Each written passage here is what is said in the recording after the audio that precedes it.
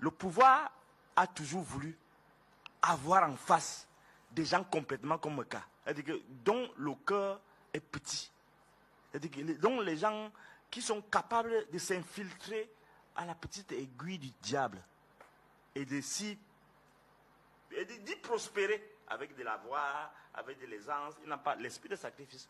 Parce que comme eux, le pouvoir leur est tombé entre les mains sans se sacrifier. Moi, je vous assure que on a beau dire que lui, il aime bavarder, il aime critiquer. Nous sommes au cœur de l'imposture. Ces gens qui gouvernent là, c'est des imposteurs. Ça, j'assume mon mot. C'est de l'imposture pure. Bon, quand vous voyez mon petit frère Meka dit, les gens se fassent souvent contre lui, mais non, il fait son travail. Et il le fait bien. Parce qu'il rend compte de l'esprit maléfique, de l'esprit satanique qui nous gouverne. Je ne dis pas qu'il est satanique, mais cet instinct d'effacer la figure imputrescible de Dieu. C'est ça qui se passe. Il y a une chanson là qu'on chante souvent. C'est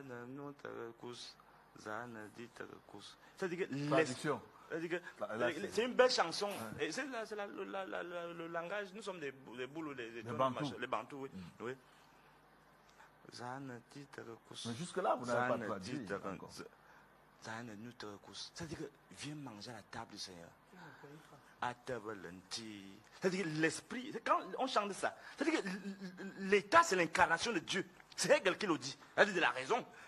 C'est-à-dire que les gens n'ont pas compris que quand vous êtes assis comme président sur la table de la République, vous avez l'obligation divine de convier tous vos citoyens à la table. À table lentille.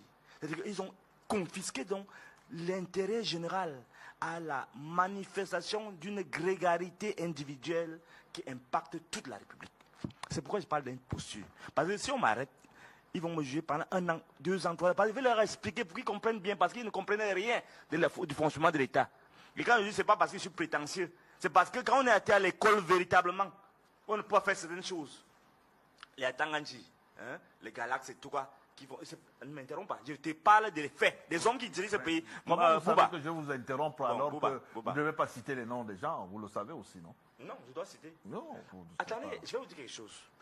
Je dois vous dire quelque chose, monsieur, qui nous regardez. Vous dites que non, il faut critiquer le régime comme ça, il ne faut pas indexer les gens. Mais ça, c'est une aberration. Nous, en philosophie, on doit dire qui fait quoi. Sinon, tu ne vas pas comprendre que tu fais mal. Donc, vous posez la question, est-ce que c'est une stratégie? Je vais vous répondre maintenant. Ce qui est mis en place, c'est qu'on est parti d'un contrôle à distance des pouvoirs publics sur le fonctionnement des médias. On s'est rapproché. Et je vais arriver à ce qu'est l'avocat Martinez Ogo, le cas de Martinez Ogo, avec la pression qu'il y a eu. Le pouvoir a toujours voulu avoir en face des gens complètement comme Meka, dont le cœur est petit, dont les gens qui sont capables de s'infiltrer à la petite aiguille du diable et d'y prospérer avec de l'avoir, avec de l'aisance. Ils n'ont pas l'esprit de sacrifice. Parce que comme eux, le pouvoir leur est tombé entre les mains sans se sacrifier. On ne peut pas dire le contraire. Donc, au départ, le pouvoir de Yaoundé a voulu d'abord manipuler la presse de loin. Et ils se sont rendus compte que non, ça ne suffit pas. Il faut aller brutalement. Vous allez voir Piou Jaoué, ils sont allés même tuer les gens. Machin. Donc on a vraiment allé plus brut. Maintenant, ils se sont rendus compte que non, là, il y aura une pression internationale. Il faut qu'on trouve d'autres moyens. Et ce qui se passe actuellement, et moi j'essaie d'y réfléchir lorsque le cas de Martinez est arrivé. Il y a généralement 3 grandes presses. La presse écrite, la presse audiovisuelle, la presse internet cybernétique. Le pouvoir de Yaoundé, même les journalistes qui sont de bonne foi, ils ont compris que non, il faut qu'on les manipule eux-mêmes. Vous voyez, quand les gens comme mon grand frère, mon bienfaiteur, Aman Manapa du Cameroun, il est convaincu qu'Amouboubeling a voulu le tuer. Il faut bien me comprendre, vous qui m'écoutez là, parce que parfois quand vous parlez, vous n'entendez pas. Il est convaincu, et les Bobiokone, tous mes amis là, Bobiokone qui sont dans la presse, ils sont convaincus dans une posture où vraiment Amouboubeling est au cœur d'un fonctionnement de l'État qui a tué Martinez. C'est de la manipulation. J'assume ce que j'ai dit. C'est de la manipulation. Vous êtes là, vous vous placez ici, en face du 7, je suis tel. Les enquêtes journalistes se font au niveau du 7. Réfléchissons le minimum du journalisme. Moi, j'ai fait 2 ans, presque 3 ans d'études de journalisme à l'Université libre de Bruxelles. Avec pour maître, ma directeur de thèse, c'était Marie-Soleil Frère. Je n'ai pas terminé ma thèse, qui était déjà bien avancée. Mais ça, je n'en parle pas souvent. Donc, je connais un peu le fonctionnement. Quand on vient ici, nous, on a été au Canada partout, on a quand même fait un peu des petites formations en détective privé. Est-ce qu'on va venir raconter ça ici? Les imposteurs qui sont là, les incompétents qui sont là, aiment bien se vanter. Alors, on a fait une enquête, on a essayé de réfléchir, on a vu la situation. Tout ce qu'on a fait, c'est manipuler l'opinion. Et là, vous êtes contente, madame. Il y a le procès. J'y vais demain matin, j'y serai là tous les jours. Mais il n'en sortira rien. Bon, vous allez dire que oui, je suis pessimiste. Mais alors, pourquoi j'ai dit ça? Pour sortir. Pour sortir. Oui. C'est la première fois d'ailleurs. Oui, c'est la première fois. Donc, ce qui est sûr, c'est quoi? C'est que maintenant, le pouvoir a réussi, le tour de force, maintenant, d'utiliser la manipulation médiatique avec les petits lanceurs d'alerte, vous allez voir. Et c'est très dangereux pour le public parce que le journaliste devait être l'éclaireur. Lorsque vous voyez les gens comme Paul Tchouta, Zuimanto, Rémi Ngorombon, tous ces, ils sont instrumentalisés. Et vous allez voir les effets sur les élections présidentielles et toute la vie de l'ordre politique.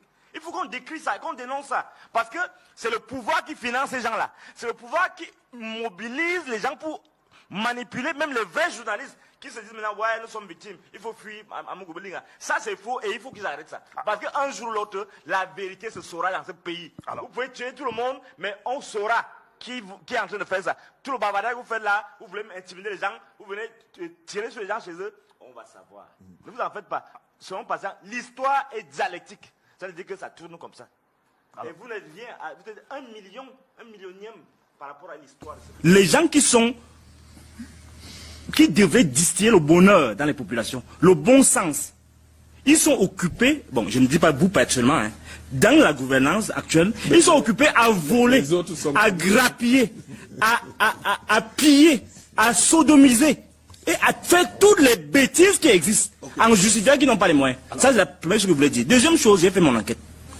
Pardon, ne m'interromps pas. Parce que là, tu veux dire m'embrouiller. Non, ne me relance pas. Puisque tu m'as posé une question, je n'ai même pas encore parlé. Il fallait d'abord répondre, parce qu'il faut embrouiller les gens. Paul Bénin n'a pas donné les moyens. Bon, ça va. Je ne vois pas l'intérêt d'un ministre de la République, à Tangadji notamment, de venir faire une arithmétique mortuaire devant des gens qui sont occupés à pleurer les leurs. Et je dis au président de la République, il faut dire à ce type de ne plus parler. Parce que c'est tellement grossier, ou bien il doit faire les coups du soir de la gouvernance, comment on parle aux gens. On a quand même fait les pays, on a marché. Quand un président laisse son ministre humilier les populations, si maintenant les gens se levaient là, comme il racontait ces jours, on le lynchait là. Il allait dire quoi? Qu'il est trop fort, il sort les yeux aux gens. Il faut qu'attendant de se taise. Et là je le dis avec mon autorité, l'autorité qui me donne le pouvoir de penser. La deuxième chose, il faut dire aux internautes, c'est les gens qui sont payés dans les médias et qui donnent des fatwas. Lorsque tu n'es pas dans leur sens, lorsque tu ne vas pas dans leur sens, ils créent une fatwa qu'on doit te tuer, comme le cas qui est arrivé avec Martinez Zogo, où on essaie de dire ceci, mais tous les gens sont braqués pour orienter les gens vers une vérité qui n'est même pas vraie. J'ai appelé le bonhomme. Je lui ai dit, monsieur le ministre. Monsieur le ministre. J'ai dit, c'est un bonhomme. J'ai dit, c'est un monsieur. C'est un monsieur. Oui, c'est un monsieur. C'est différent d'un bonhomme quand même aussi. Tu m'apprends le français. Vous parlez français comme moi. Attends. Quand je dis, j'ai appelé le bonhomme, ça veut dire que j'ai appelé le bonhomme. C'est comme le récit. D'accord. C'est la littérature. Vous avez appelé. J'ai appelé le bonhomme. J'ai dit, monsieur le ministre. Là, je rentre dans la logique. Quand je raconte mon histoire, c'est différent quand je parle aux gens. J'ai dit, monsieur le ministre, il vous est reproché d'avoir tué les gens. Je le dis comme ça, brutalement. Bon, il était d'abord surpris que je l'appelle et il m'a répondu comme il m'a répondu. Je vais quand même vous dire les discussions que j'ai eues avec le ministre de la République. Le peuple est fort. Donc tous les bruits, les embrouilles que vous faites là, vous êtes trop fort, vous intimidez les gens, le peuple va vous avoir. Parce que quand il voit le génie avec lequel les gens s'organisent pour créer une affaire, la question d'argent avec les gens-ci, c'est la magie. On ne comprend pas qu'est-ce qu'ils font avec l'argent, on ne comprend pas une telle gloutonnerie. C'est-à-dire que les gens sont devenus des sauvages, au sens propre. Tout ce qui concerne l'argent, Ils sont là, ils sortent les yeux. Et c'est ça, donc, vous voyez tout ce qui a basculé là. Et ça m'interpelle à un autre niveau. Vous savez, comme vous êtes assis là, certains Belgiques vaut peut-être 60 personnes comme moi. C'est-à-dire que sa valeur est cataloguée parmi les gens du pouvoir. Donc ils ont établi les règles. Donc son fils me vaut peut-être 10 fois. Lui-même me vaut peut-être 60 fois. Pourquoi je dis ça? Pour que vous compreniez l'importance dans la hiérarchie de la considération qui donne au Cameroun. Je prends l'exemple simple. Lorsqu'il y a eu une menace d'éboulement au niveau de Mendon, je crois le sous-préfet de Mendon, ils ont soupçonné que sa maison peut tomber. Il y a eu un éboulement. On a juste soupçonné. On a dit quitte vite. On est parti le reloger. Allez voir, c'est ici à côté. On est parti le relever. Donc ça veut dire que sa vie, parce qu'il est sous-préfet, vaut la soixantaine des gens qui sont morts là, ou bien 70 maximum. Nous sommes donc interpellés par cette gestion des hommes. Des gens ont complètement démissionné devant leurs responsabilités. C'est-à-dire que quand vous les voyez là, ils font semblant d'être sérieux. Ils ont leurs activistes. Et c'est important qu'on le dise ici parce que toutes les catastrophes qui vont venir, c'est comme ça qu'ils vont monter le peuple les uns contre les autres en créant pour pousser les gens à bout. Et c'est les gens, les Remingono, les Malvazero, toute la bande des gens qui sont achetés pour traverser la vérité. C'est eux que les gens disent, c'est les meilleurs, c'est les meilleurs. Donc, les gens ne pleurent pas la mort des gens. Mais ils sont occupés dans le commerce mortuaire pour faire tomber les camps dans le pouvoir. Et c'est bien dommage parce que c'est le peuple toujours qui pâtit. Et il faut interpeller les gens qui sont aux manettes pour détruire les images des autres. On ne peut pas, nous qui combattons le pouvoir, nous qui combattons ce pouvoir, vraiment avec le sérieux que nous avons. Certes, on a des dispositions. Lorsque vous entendez quelque chose avec ces gens-là, il faut croire, d'abord. Mais ayez la lucidité de mener votre enquête, de douter. Parce que, si vous dites qu'on doit changer ce pays, et que nous, les soi-disant combattants, nous allons toujours utiliser la délation pour détruire les images des gens, on va perpétuer les crimes. Et en quoi serions-nous donc exemplaires?